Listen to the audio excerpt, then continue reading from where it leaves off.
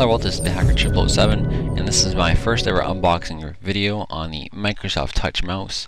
I got the Artist series, which is the white one with the fancy line designs at the top.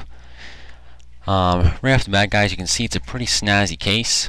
It has the ability to open from the top, which I'll show you right there, and that's my mouse right there.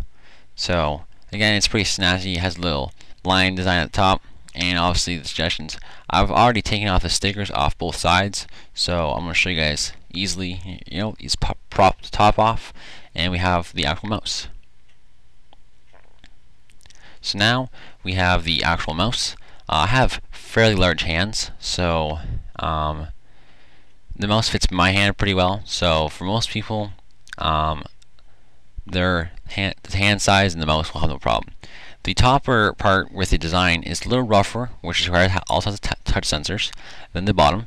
The bottom is much smoother, whereas the rough more has a rougher feeling to it, which is also where the touch sensors are for the touching stuff. By propping off the mouse, you have the mouse attached to the board. We have the bottom, the two Energizer batteries, which it takes to run, and then a micro USB at the top. The micro USB is about a tad smaller than the average micro USB. Tad average than most wireless USBs. It's the same size as USB wires, just the tad at the end is a little smaller. We also have a USB extension receiver, so if you have a desktop that's a little farther than from your mouse, you guys can use that to help the mouse reach it. So next we have the little instruction manual, which I had a hard time getting out. I found it was kind of really wedged in there. But once I got it out, it's pretty simple instructions. All it says is to plug it into the computer and watch it work. So there was no much instructions at all. So after propping open the batteries and the mouse and USB, I decided to put the batteries in the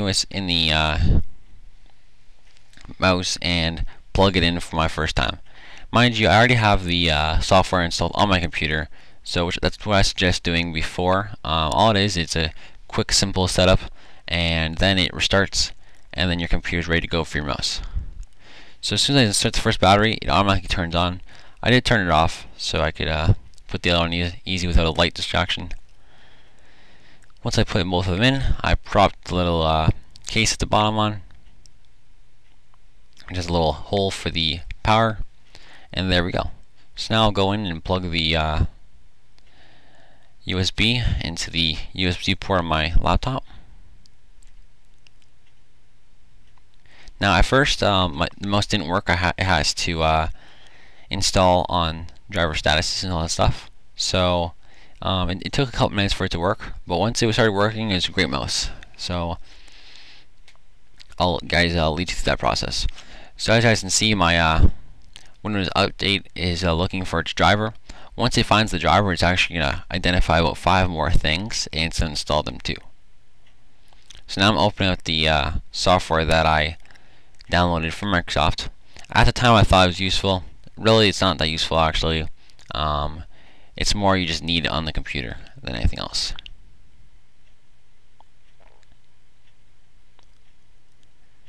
So after plugging in and installed, it has this little demonstration thing here, and it's there. So now you choose your right-handed or left-handed. The mouse is an ambidextrous design, so no matter what hand you are, it actually fits your hand. So now it leads me through the demonstrations of all the type of movements for the mouse. So here we have the first one is the 3-finger sliding up, which reveals all the windows. So naturally you have to hide all the windows, which is 3 fingers down. The more fingers is the more control. So the more fingers you use, the more windows it controls. 2 fingers will do movement of windows, and then 1 finger is like scrolling right and left. So two sweep fingers up will will take a window and make a full screen. And then to minimize the window, exact same thing, just slide down. Now I've been using this mouse for about a day and a half now, and I've already pretty much mastered the controls. At the time recording this video, which happened to yesterday, I wasn't very good with it. I have nothing really tried anything like this. I have tried the Magic Pad and the Magic Mouse. So this is a Microsoft version of the Magic Mouse in my opinion, but I think Microsoft did a great job with the mouse. It's really easy to use, it feels nice, clicks well, and I have no complaints of it so far. It may take a couple minutes to get used to the gestures as we're watching the rest of them here. My favorite, personally, I really like the thumb gestures, which I believe are not on the Magic Mouse.